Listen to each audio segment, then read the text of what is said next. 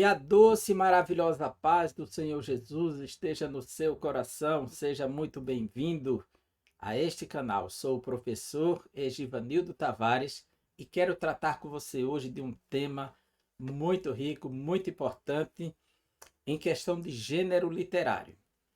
A Bíblia Sagrada, ela foi escrita em diversos gêneros. Por exemplo, nós temos o gênero narrativo, que trata de histórias, dramas, crônicas, leis, está dentro do gênero narrativo. Nós temos também o gênero poético e sapiencial, que é a literatura que expressa por meio da poesia, da figura de linguagem, da metáfora, do símile, da alegoria, da analogia, é, aquilo que há na alma do ser humano. E essa poesia ela vem de um contexto cultural, histórico, a partir da vivência, da sabedoria que foi acumulada através da experiência, eles levam isso para o campo da linguagem metafórica, simbólica, figurativa, conotativa.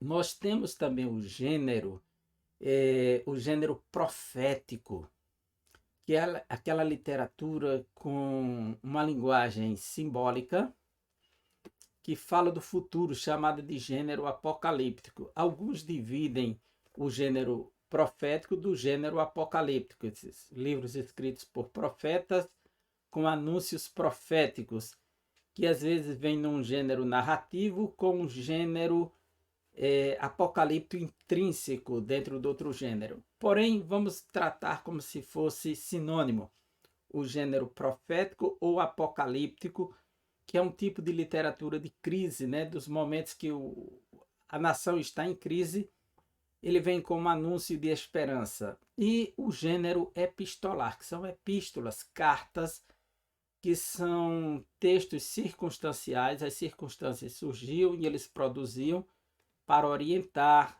para disciplinar, para corrigir, para instruir.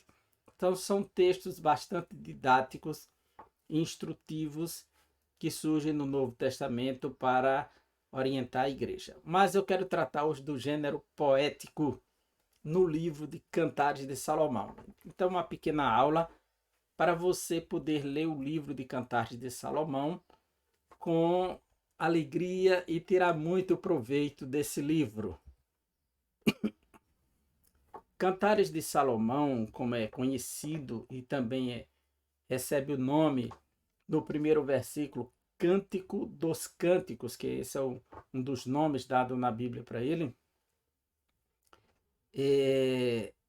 Quando diz Cântico dos Cânticos, em hebraico é shir, que é cântico, e ha-shirim, shirim, que é o plural de cânticos. Shir ha-shirim, e o Cântico dos Cânticos quer dizer o cântico mais elevado, mais sublime, o mais importante. Se você diz assim, Rei dos Reis, Senhor dos Senhores, quer dizer, esse é o rei que está acima de qualquer rei. É o Senhor que está acima de qualquer senhor. Deus dos deuses, que é o Deus mais elevado, mais sublime. Aqui você tem Cântico dos Cânticos, que é o Cântico de Salomão. O autor é o próprio Salomão. Salomão tanto é o autor do texto do cântico, é um texto lírico. O que é um texto lírico? É um texto que foi produzido para cantar à luz da lira, né? E ao mesmo tempo ele é o protagonista da história também, do enredo que ele escreveu. Então é um livro que traz uma mensagem muito rica para a vida conjugal, relacional. E nós podemos ver que Salomão é citado dentro do livro nominalmente. Veja, Cântico dos Cânticos de Salomão. Versículo 5. Eu estou morena e formosa, ó filhas de Jerusalém, como as tendas de Quedar, como as cortinas de Salomão. Então ele faz referência às cortinas do palácio de Salomão, mas o nome Salomão é indicado como referência. Se ele é o autor, é o Cântico dos Cânticos de Salomão, Esperava-se que o personagem que ele iria tratar seria outro, mas ele trata da sua pessoa nominalmente. Daí que vai surgir também o nome da mulher a qual é dedicado o cântico, que participa como a segunda pessoa, coadjuvante aqui, né, dentro desse texto, a parte de Salomão e a parte dela, e que é a Sulamita, que é o feminino de Salomão em hebraico. Shalomon e Shulamita, o pacificador, a pacificadora, o significado do nome. No capítulo 3, versículo 7, primeira parte diz, é a liteira de Salomão. A liteira era um trono móvel, que era levado nos ombros dos escravos, dos servos, né? Então o rei ficava sentado em cima. Isso era uma liteira, é a liteira de Salomão. Nesse mesmo capítulo, o versículo 9 diz, o rei Salomão fez para si. Então Salomão é citado aqui. No versículo 11 desse mesmo capítulo, diz, saí, ó filhos de Sião, e contemplai o rei Salomão com a coroa com que sua mãe o coroou.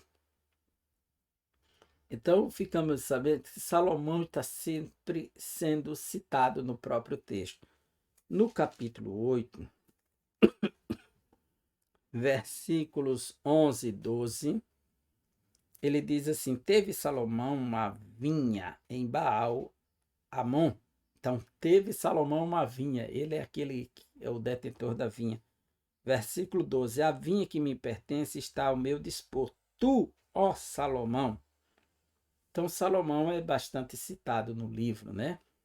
Salomão escreveu 1005 cânticos, de acordo com o primeiro livro dos Reis, capítulo 4, versículo 32. Apenas este cântico aqui entrou para o cânon bíblico. O cânon é o reconhecimento dos livros dados como sagrados, inspirados e inerrantes. Então, a Bíblia Sagrada é composta, a Bíblia Protestante, de 66 livros, a Bíblia Católica de 73. Esse reconhecimento dos livros é chamado de cânon, né? O cânon bíblico. Então, até a Reforma Protestante, era reconhecido apenas os 66 livros. Após a Reforma Protestante, a Igreja Católica fez a deuterocanonização, a segunda canonização, e reconheceu 7 livros, e aí passou a contar com 73. Mas o padrão 66 continua para os protestantes. O Cântico dos Cânticos, ele exalta o amor conjugal e apresenta em 2 cenários. É interessante, se você vai ler esse livro, quando você enxerga que tem 2 cenários aqui. E qual a grandeza disso? É que é como se você estivesse assistindo um filme. Os personagens são os mesmos, mas a cena e o lugar é alternado automaticamente. Então você vai ter 2 cenários circulando na poesia o tempo todo. Se você perceber isso de imediato, já facilitou a sua leitura. Que cenário? Uma vida na realeza, que é um rei, que é Salomão vivendo no palácio em Jerusalém, com toda a sua glória, com sua riqueza, com seus servos. Então mostra essa cena da vida real, né? E a outra cena seria uma cena campestre, no campo, no estilo de vida pastoril, agrícola, né? Então você tem um rei pastor, ele é um rei numa cena que muda para a cena do pastor. E na outra você tem uma rainha que muda para campesina, a jovem de campo, camponesa, tá certo? Então você vai perceber que o canto ele é construído com essas 2 cenas, porém os personagens são os mesmos. Eles estão mudando de cena, que nos leva a compreender que nessa alternância de cenas que o cântico apresenta, a partir do momento que vai sendo entoado, é que ele mostra tanto a vida na realeza, que é um estilo de vida nobre, real, onde a riqueza domina, o poder domina, o glamour domina, quanto na vida campesina, simples, pobre, humilde, também ali está onde predomina todas essas características de uma vida social mais simples, modesta. O que nós vamos encontrar aqui em comum, tanto na vida da realeza quanto na vida de campo, é o amor que sustenta a relação. O amor conjugal é o que determina a grandeza, a beleza deste poema e que dá sustentabilidade a esta relação. Então, você vai ter, tanto para o estilo de vida real, o amor sustentando a relação entre Salomão e a Sulamita, quanto a vida de um pastor e uma campesina humilde, o amor sustentando e dando beleza a essa relação conjugal. Esse livro ele tem muitas interpretações para ele. O que quer dizer esse livro na realidade? De acordo com a interpretação judaica, ele vai dizer que é Deus e Israel. Ele seria uma grande alegoria da relação entre Deus e Israel. Para outros judeus, é uma relação entre Israel e a Torá, e a lei. Então, depende muito disso, né? Para uma linha judaica mística, vai colocar que é uma relação da alma com o mistério. Para os cristãos, uma interpretação cristã, trata-se de Cristo e a igreja. Esse livro seria, então, uma grande alegoria ou analogia entre Cristo e a igreja. Mas o sentido natural do texto, o sentido comum, é Salomão e a Sulamita. Nós vamos ler a partir deste princípio. Na hora de aplicar, já que Cristo é o centro das Escrituras, como ele disse, de mim está escrito na lei de Moisés, nos profetas e nos salmos. Então ele estaria presente aqui nessa expressão desse representado pelo Salomão, que ama verdadeiramente e puramente a sua esposa. Na Idade Média, esse livro foi interpretado como um romance entre a filosofia, né, e o conhecimento. Ele também foi uma grande alegoria para a filosofia. Esse livro ele já teve muitas interpretações. As principais estão aí: Deus e Israel, Israel e a Torá, a nação de Israel com a lei, Cristo e a igreja, mas o sentido natural, histórico, é Salomão e a Sulamita. E é a partir desse prisma que estaremos lendo com você o livro dos Cânticos ou Cantares de Salomão. O livro estaria dividido em 6 cânticos. Para alguns intérpretes, esse livro está dividido em 13 cânticos. E é perceptível até estruturar. Então, não existe um modelo imposto que diga só são tantos cânticos. Para nós o que importa é a poesia, né? Mas é perceptível aqui um cântico número 1 do capítulo 1, versículo 2, até o capítulo 2, versículo 7, o cântico 2, capítulo 2, versículo 8 ao 3 e 5, o terceiro cântico do 3, versículo 6 até o capítulo 5, o quarto cântico do capítulo 5, versículo 2 ao 6 e 3, o quinto cântico do 6 e 4 ao 8 e 4, e o sexto cântico do capítulo 8, 5 a 14. Entre esses cânticos existem os coros, que são entoados pelas filhas de Jerusalém ou pelos jovens que acompanham o rei Salomão. Então nós temos já aqui, no capítulo 1, versículo 4, diz assim: leva-me após ti, apressemo-nos. O rei me introduziu nas suas recâmaras. esse leva-me após ti, apressemo-nos no plural, que indica que entrou as vozes aqui das filhas de Jerusalém. Apressemo-nos. Seria então o primeiro coro. O coro mais amplo dele está no capítulo 3, versículos 6 a 11, que diz assim, que é isso que sobe do deserto como colunas de fumaça, perfumada de mirra e de incenso, e toda sorte de pós aromáticos do mercador. Então aqui começa com um questionamento, e seria daqueles que estão acompanhando o trabalho da Sulamita, né? No capítulo 5, versículo 9, diz assim, que é o teu amado mais do que outro amado? Ó tu, a mais formosa entre as mulheres, que é o teu amado mais do que outro amado, que tanto nos conjuras? Então seria aqui o outro coro, essa pergunta que elas fazem, que é o teu amado? No capítulo 6, versículo 1, também tem outro coro. Para onde foi o teu amado, ó mais formosa entre as mulheres?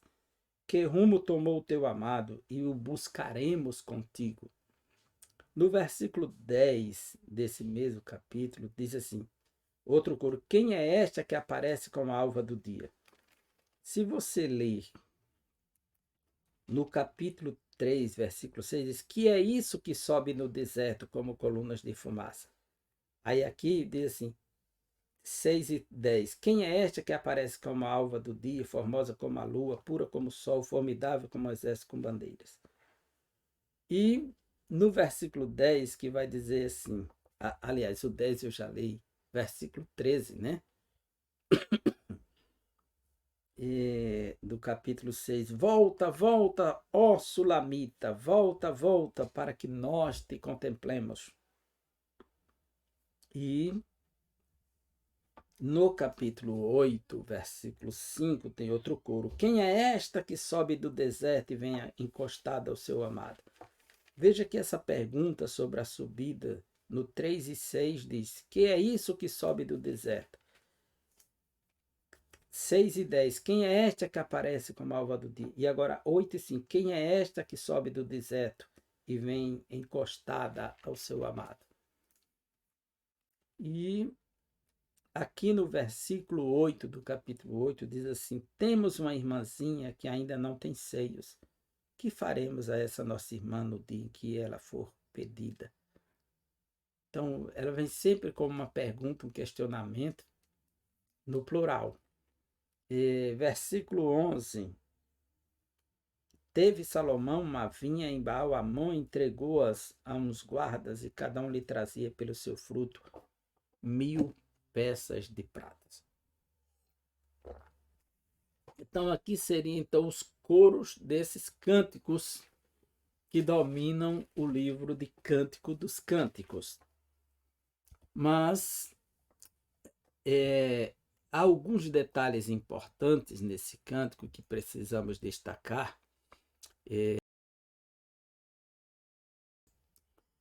Os personagens, ele trata de Salomão como o rei pastor, ele tanto é o rei quanto é o pastor, que vai mudando o cenário, sai da realeza, tanto da Sulamita, que é a rainha, que está lá no palácio, quanto é a campesina, que está no campo, no bosque. E as filhas de Jerusalém, que entram em cena o tempo todo. Veja só, capítulo 1, versículo 5, diz assim, eu estou morena e formosa, ó filhas de Jerusalém. Capítulo 2, versículo 7. Conjuro-vos, ó filhas de Jerusalém. Capítulo 3, versículo 5. Conjuro-vos, ó filhas de Jerusalém, pelas gazelas e servas do campo. E capítulo 5, versículo 8, quando diz assim, conjuro-vos, ó filhas de Jerusalém. Está sempre pedindo para jurar junto com ela, afirmar, né? E no capítulo 5, versículo 16, que diz assim, O seu falar é muitíssimo doce, sim, ele é totalmente desejável. Tal é o meu amado, tal é o meu esposo, ó filhas de Jerusalém. E no capítulo 8, versículo 4, quando diz: Conjuro-vos, ó filhas de Jerusalém, que não acordeis nem desperteis o amor, até que este o queira.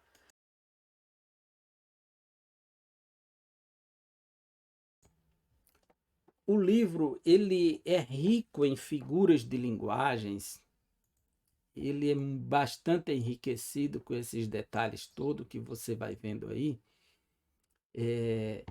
Por exemplo, ele trata da flora para construir essa linguagem metafórica. O que é uma metáfora? Uma metáfora é uma afirmação em que o objeto e os sujeitos são, no processo de comparação, eles são entrelaçados, os dois. Por exemplo, Jesus diz assim: vós sois o sal da terra. Ele não disse, vocês são como.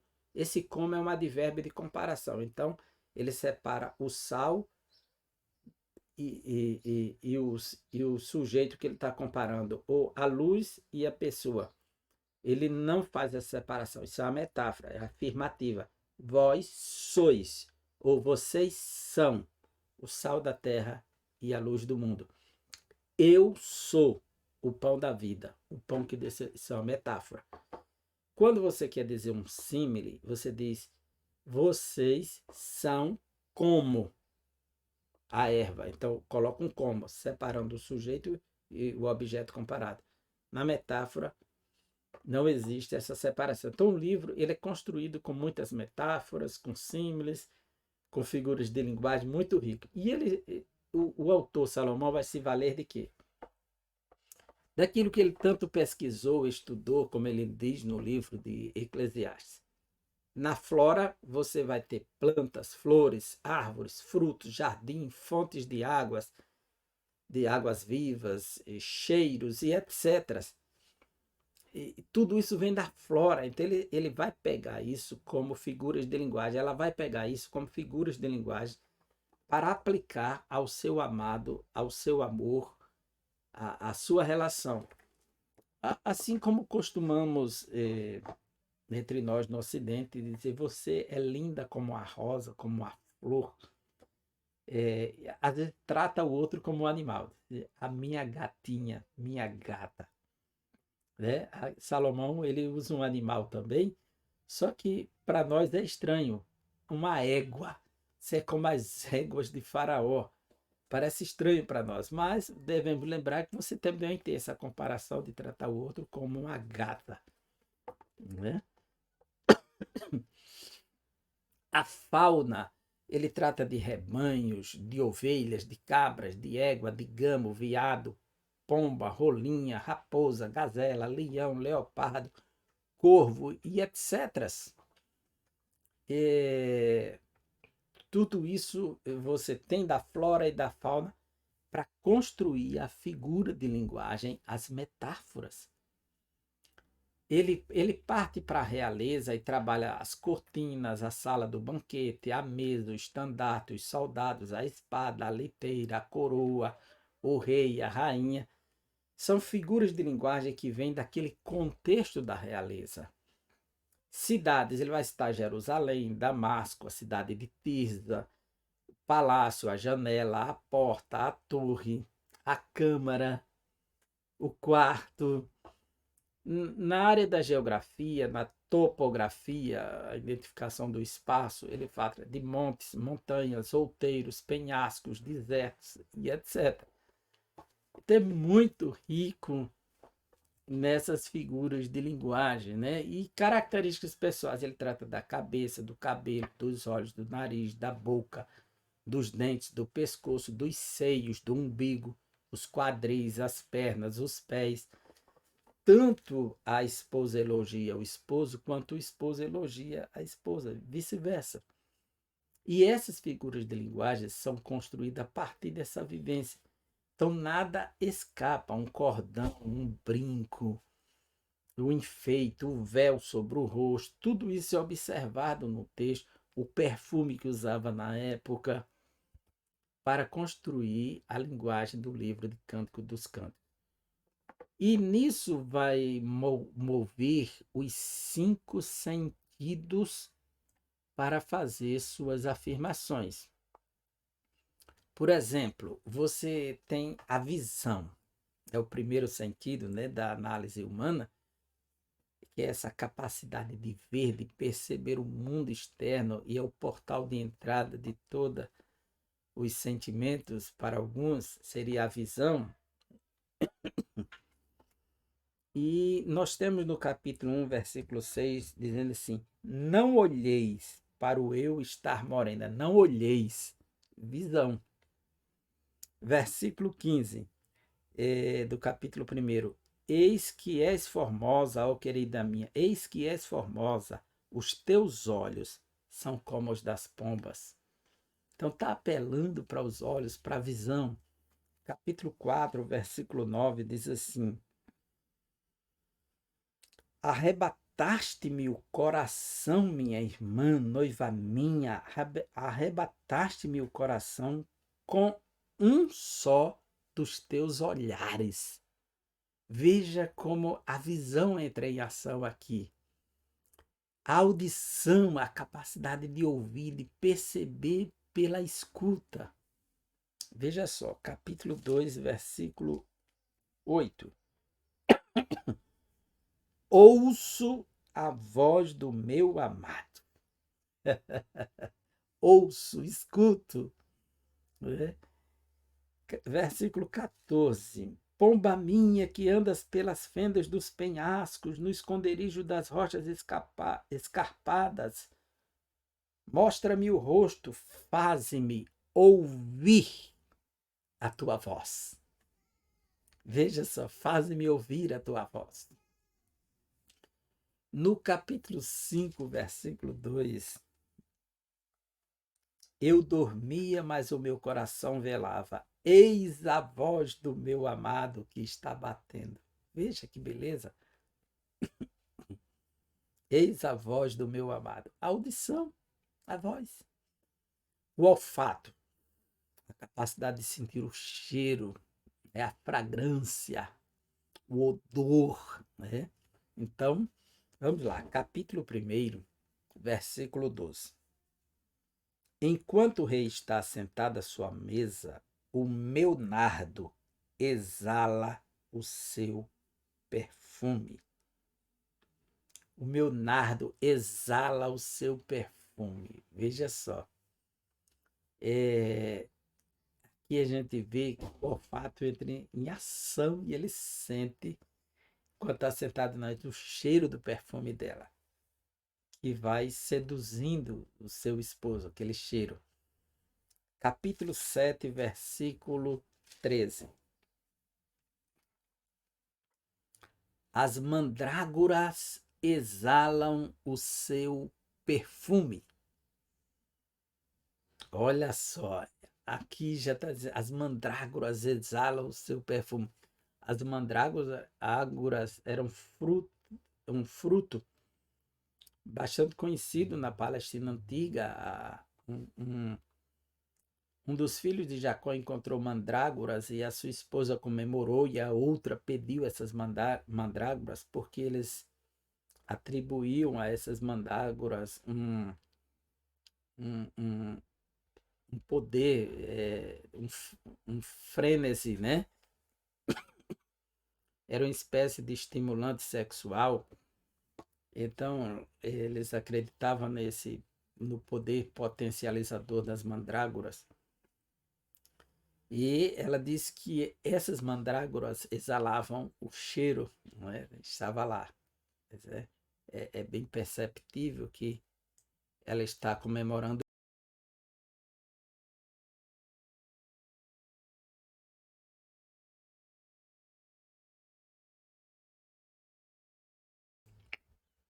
Agora, se você atentar aqui, capítulo 3, versículo 6, ainda 3 e 6, que é isto que sobe do deserto como colunas de fumaça, perfumada de mirra e de incenso, de toda sorte de pós aromáticos do mercador. Então ela está comemorando aqui o cheiro, né? Nós temos também o tato, tatear, tocar, sabe? Perceber pela sensibilidade os princípios dos neurotransmissores que passam aqui através do contato, do tátil, né? Então, o tato, capítulo 2, versículo 6, diz assim: a sua mão esquerda esteja debaixo da minha cabeça e a sua direita me abrace. Então, quando vai o abraço, vai o tato, vai o toque. 5 e 4. E 5 também, né? 5, 4 e 5. O meu amado meteu a mão por uma fresta e o meu coração se comoveu de amor por ele. Levantei-me para abrir ao meu amado. As minhas mãos destilavam mirra e os meus dedos mirra preciosa sobre a maçaneta do ferrolho. Você pega uma maçaneta, seja ela qual for, de girar ou de circular, ou fazer assim, você vai com o tato. Contato. Mas aí, quando ela pegou, ali havia mirra de qualidade, com cheiro. Tudo é perfumado, tudo é agradável nessa relação. E o paladar. Né? Não, vamos aí do capítulo 7, versículo 8, no tato, né? Que diz assim: dizia eu, subirei a palmeira, pegarei em seus ramos. Sejam os teus seios como cachos da vide e o aroma da tua respiração como os das maçãs. Então subirei a palmeira e pegarei em seus ramos. Pegar, tocar. Numa relação a dois conjugal, não tem como não haver toda essa dimensão funcional agindo e reagindo ao toque. Quando você vê, quando você escuta, quando você sente o cheiro, quando você toca, quando você sente pelo paladar alguma coisa, que é onde você prova o alimento, né?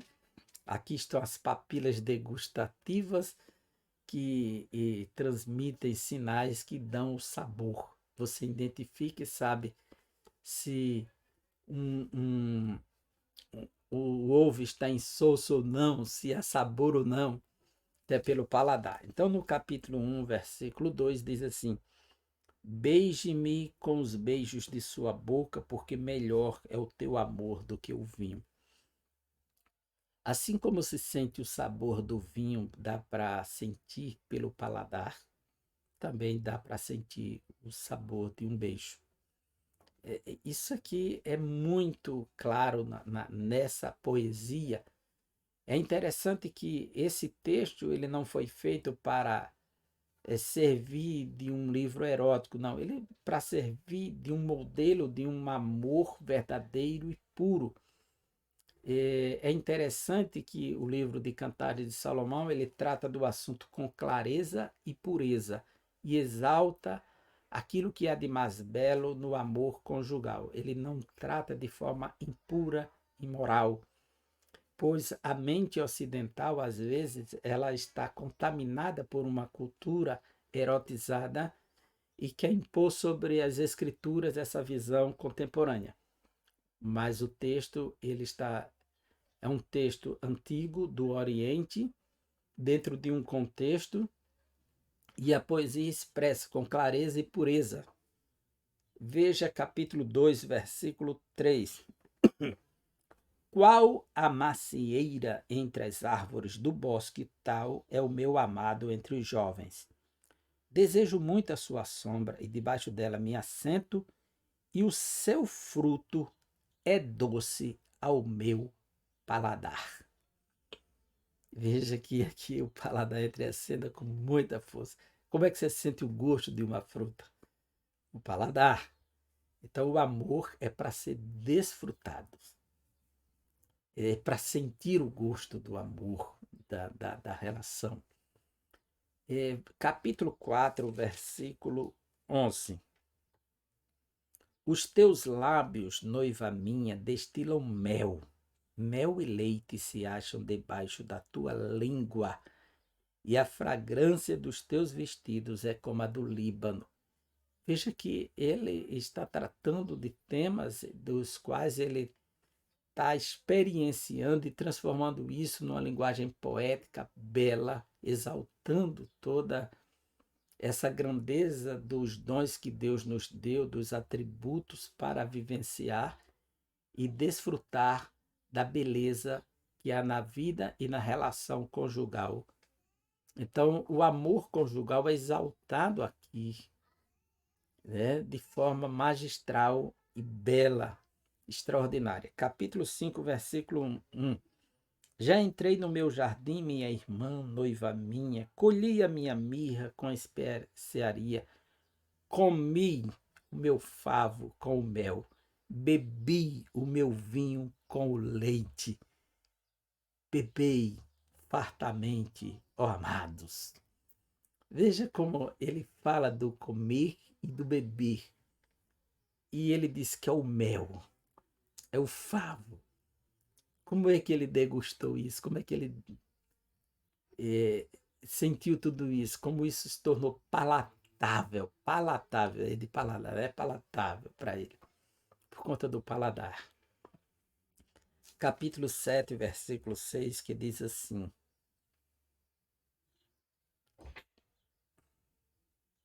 quão formosa e quão aprazível és, ó amor em delícias.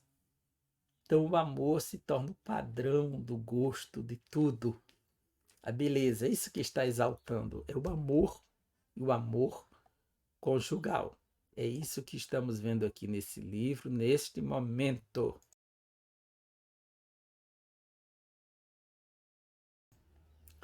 Em Cântico dos Cânticos, o esposo olha para a esposa como modelo de perfeições.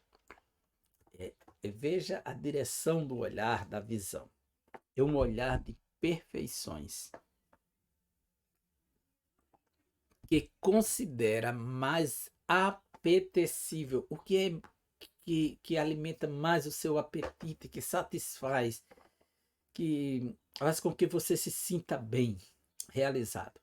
Então, o esposo olha para a esposa como um modelo de perfeições que considera mais apetecível, seja a vinha, ou a fonte, o jardim, ou o nardo e o açafrão. É isso que ele deseja. Ele encontra tudo isso nela. Então, ela se torna esse modelo, ou vice-versa. Você poderá ver, veja aqui, capítulo 1, versículo 6. Não olheis para eu estar morena, porque o sol me queimou. Os filhos de minha mãe se indignaram contra mim e me puseram por guarda de vinhas. A vinha, porém, que me pertence, não guardei. A figura da vinha começa a entrar em cena. No capítulo 2, versículo 15, diz assim: apanhai-me as raposas e as rapozinhas que devastam os vinhedos, porque as nossas vinhas estão em flor, tanto de um quanto de outro. No capítulo 4, versículo 12, diz assim: jardim fechado és tu, irmã minha, noiva minha, manancial recluso, fonte selada. Os teus renovos são um pomar de romãs, como frutos excelentes, a ena e o nardo e o açafrão, o cálamo e o cinamomo, com toda a sorte de árvores de incenso e mirra e o aloés, com todas as principais especiarias. Veja como isso é dominante nesse livro, como isso é importante nesse livro. É que os elogios, eles vêm justamente daquela vivência, daquilo que é mais desejável, apetecível, daquilo que satisfaz a pessoa, que vem da vinha, que vem do cálamo, que vem do açafrão, seja das coisas que produzem o bom perfume, ou seja, das coisas que alimentam, que nutrem, ou que o líquido como o vinho A beleza dos namorados é outra característica que aparece aqui no livro. E as delícias do amor são como os frutos da terra, os lírios, o vinho, o leite ou o favo de mel. Então, é notório que o livro esteja tratando disso sempre com muita beleza na figura de linguagem. 4:3. Os teus lábios são como fio de escarlata, e a tua boca é formosa, as tuas faces como romã partida que brilham através do véu. Veja que riqueza, versículo 11. Os teus lábios, noiva minha, destilam mel, mel e leite se acham debaixo da tua língua, e a fragrância dos teus vestidos é como a do Líbano.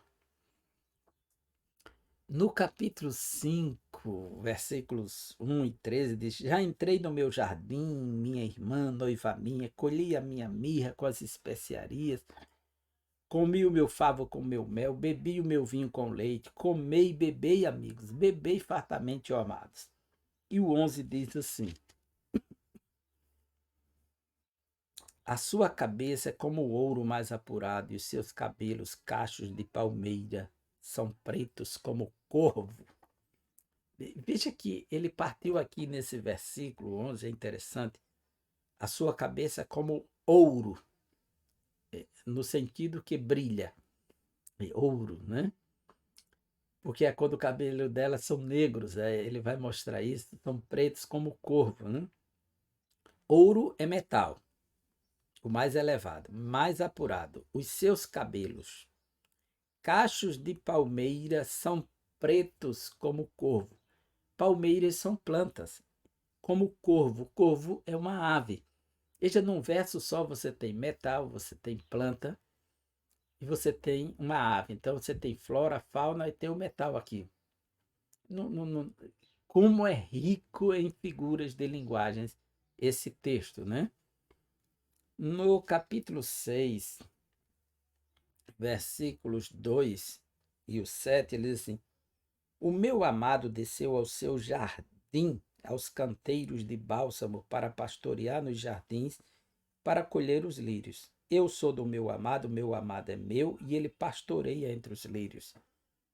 Agora o versículo de número 7. As tuas faces, como romã partida, brilham através do véu. Capítulo 7, versículo 7. Ele diz assim: Esse é teu porte. Esse teu porte é semelhante à palmeira, e os teus seios a seus cachos. E os seios dela foram comparados aos cachos da palmeira.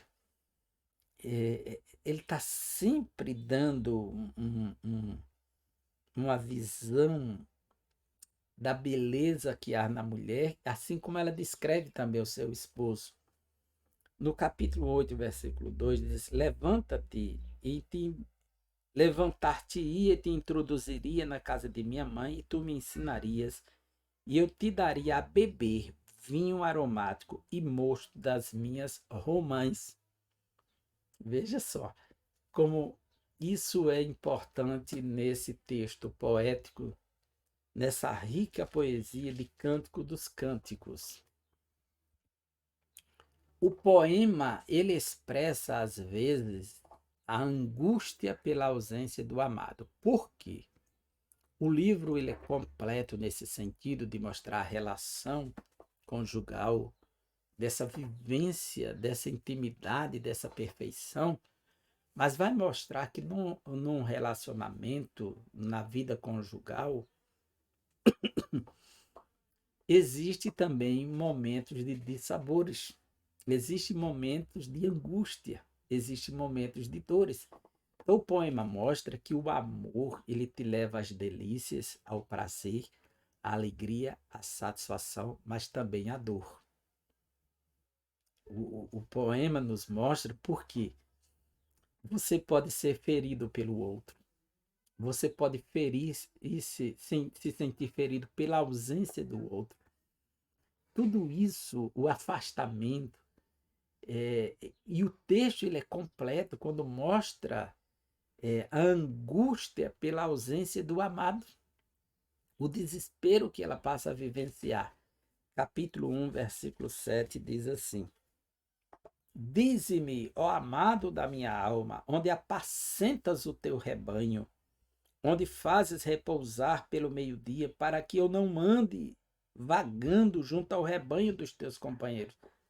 Ela está buscando desesperadamente. Quer encontrá-lo, quer saber onde está esse pastor. Onde é que você apacenta seus rebanhos? Você não voltou para cá. No capítulo 3, versículos de 1 a 3, diz: De noite no meu leito busquei o amado de minha alma. Busquei-o e não o achei.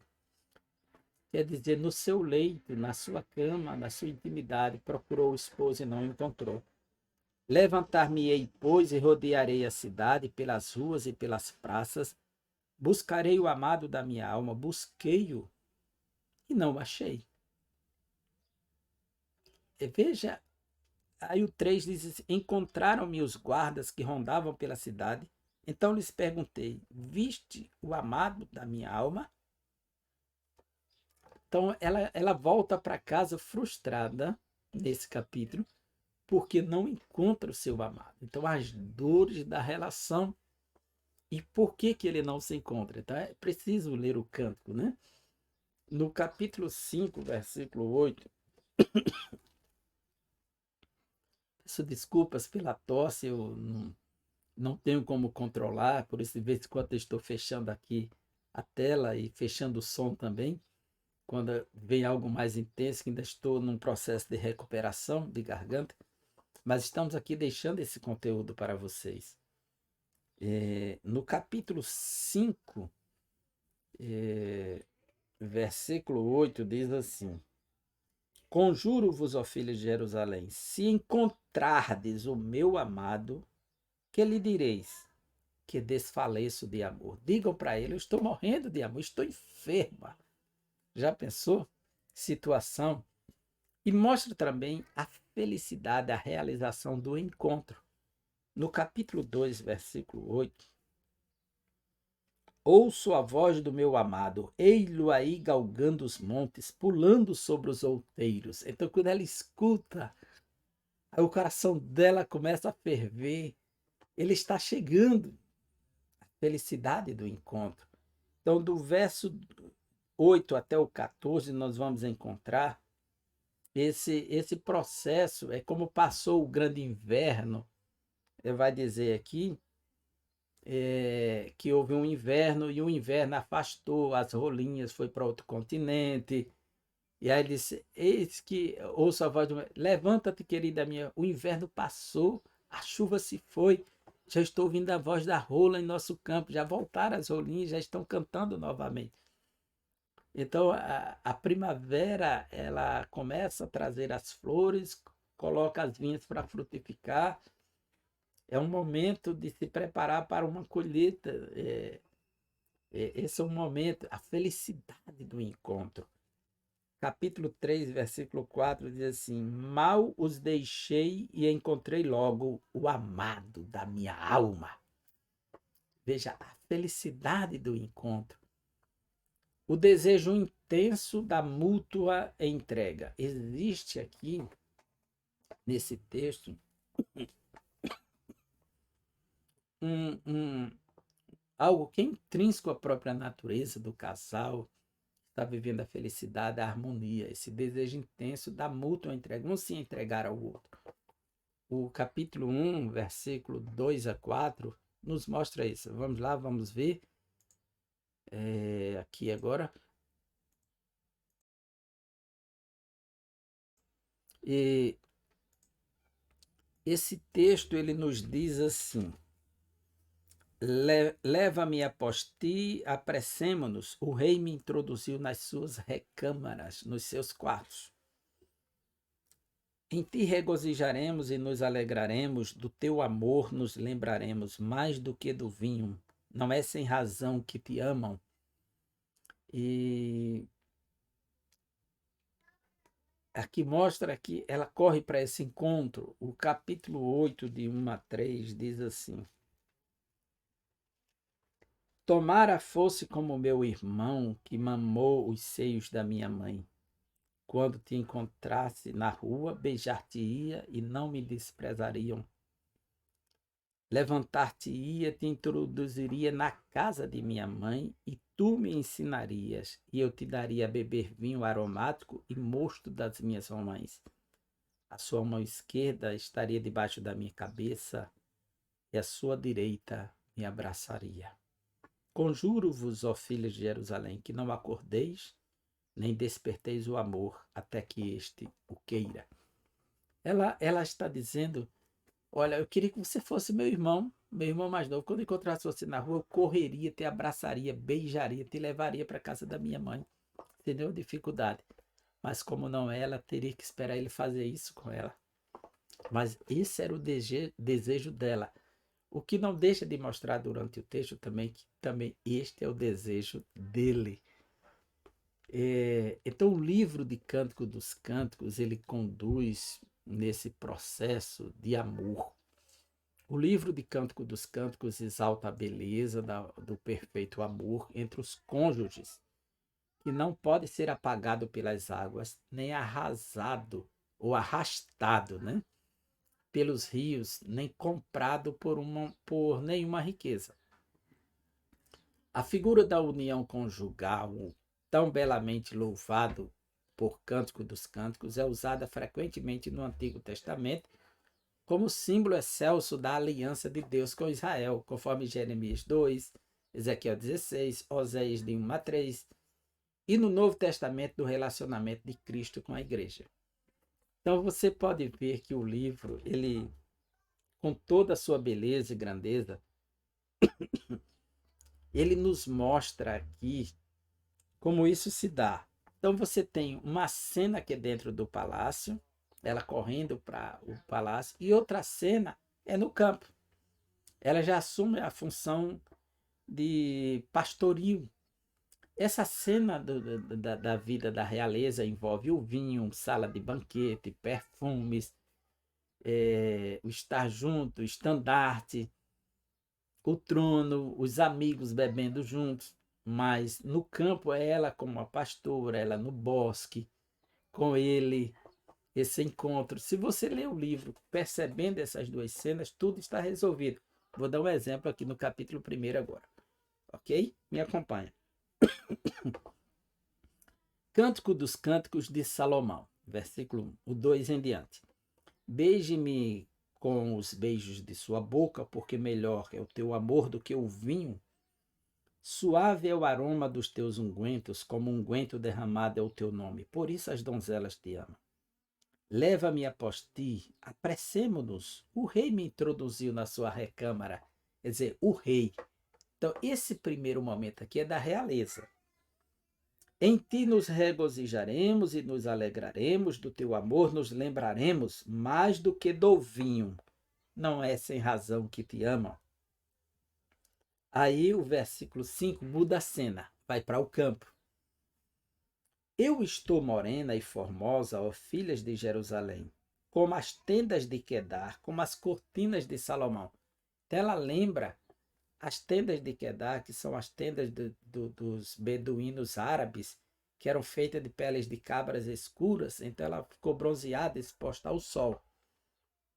E lembrou também das cortinas de Salomão lá no palácio, que eram escuras. Não olheis para eu estar morena, porque o sol me queimou. Os filhos de minha mãe se indignaram contra mim e me puseram por guarda de vinhas. A vinha, porém, que me pertence, não guardei. Quer dizer, se ela fosse uma rainha, jamais os filhos da sua mãe iam botar ela para trabalhar no campo, mas aqui está tratando de uma campesina. Dize-me, ó amado da minha alma, onde apacentas o teu rebanho? Ele é um pastor aqui. Onde fazes repousar pelo meio-dia, porque para que não ande eu vagando junto ao rebanho dos teus companheiros. Quer dizer, me diga onde é que você está apacentando, eu não quero ir estar por aí perdendo tempo no rebanho dos seus companheiros, eu quero encontrar você. E ele responde, se tu não sabes, ó mais formosa entre as mulheres, saí-te pelas pisadas dos rebanhos e apacenta os teus cabritos junto às tendas dos pastores. quando ele faz esse elogio, que ela é a mais formosa, e chama para acompanhar, ele vai mudar a cena para a vida palaciana, real. Veja só. As éguas dos carros de Faraó te comparam, querida minha. Salomão comprou muitos cavalos ao Egito, né? As éguas do Faraó eram as mais belas. Formosas são as tuas faces entre os teus enfeites. É uma moça rica, tem. O teu pescoço com os colares, veja só. Enfeites de ouro te faremos, com incrustações de pratas. Quer dizer, presentes caros de ouro, de prata. Isso aqui é da vida real, da realeza. Aí ela responde: enquanto o rei está sentado à sua mesa, o rei, tá? A cena mudou para a realeza. O meu nardo exala o seu perfume. Meu amado é para mim um saquitel de mirra posto entre os meus seios. Ela antigamente usava um cordão e aqui tinha um saquitel, uma bolsinha pequena que ela enchia de perfume e deixava entre os seios. E ela se vestia e no que apertava dos seios, isso exalava o bom cheiro. Ela estava sentada na mesa, exalando o cheiro, e ela comparou o seu amado como aquele perfume que era agradável entre os seus seios. Então, sentada na mesa, veja que figura de linguagem que ela traz aqui. O meu amado é para mim um saquitel de mirra posto entre os meus seios. Versículo 13, eu li. E o 14. Como um racimo de flores de hena nas vinhas de Engedi é para mim o meu amado. Então ela volta para o campo e diz como um racimo de folhas de hena, um óleo, é o amado dela. Assim, do cheiro, a fragrância das vinhas de Engedi lá, das folhas de hena. Aí ele diz: eis que és formosa, ó querida minha, eis que és formosa. Os teus olhos são como os das pombas. Ele se volta para o campo. Como és formoso, amado meu, como és amável, o nosso leito é de viçosas folhas. Eles se encontraram, estão no campo, e aí vão dizer que aquele momento dos dois no bosque, a cama é a relva, a grama, a casa ao redor são os pés de cedros, e veja só. Como és formoso, amado meu, versículo 16, como és amável, o nosso leito, ou a nossa cama, é de viçosas folhas, de folhas novas, viçosas folhas. As traves da nossa casa são de cedro, e os seus caibros de cipreste. Veja só, aí ela disse, eu sou a rosa de Saron, o lírio dos vales. Então ela se apresenta para ele como a rosa, para que ele possa sentir o cheiro, o gosto, se deliciar com a sua fragrância, a sua beleza, que era totalmente sedutora e atraente, a rosa de Saron. Então, a rosa de Saron aqui é símbolo da esposa, não é do esposo. Tem muitas músicas dizendo que Jesus é a rosa de Saron, mas o livro Cantares de Salomão atribui essa figura à esposa. E ele diz assim: qual lírio entre os espinhos, tal é a minha querida entre as donzelas. Qual a macieira entre as árvores do bosque, capítulo 2, versículo 3. Tal é o meu amado entre os jovens. Então, está ainda no campo. A figura de linguagem ela vai se alternando entre a realeza e a vida campestre. Leia o livro de Cantares de Salomão com essa percepção. Os autores são os mesmos, as cenas que são alteradas. Seja na vida simples, na vida campestre, na vida pastoril, agrícola, na vida mais modesta que for, mas o amor estando lá e sendo verdadeiro, o sentido dele é o mesmo que tem na vida da realeza, com todo o glamour, com toda a riqueza. Por isso que esse amor conjugal aqui, ele aponta para Cristo e a igreja. É um amor sacrificial, é um amor perfeito, é um amor mútuo. E ele também fala dessa relação pactual, do pacto da aliança entre Deus e Israel, que Deus amou Israel e diz que ele é o marido da nação. E Cristo é o esposo da igreja. Então é um símbolo da perfeição aqui. Seja no estilo de vida simples, seja no estilo de vida nobre, o amor é sempre vencedor. Que Deus abençoe você e uma boa leitura do livro de Cântico dos Cânticos, o Shir-Hashirim, o mais elevado dos cânticos. E até a próxima aula, se Deus assim nos permitir.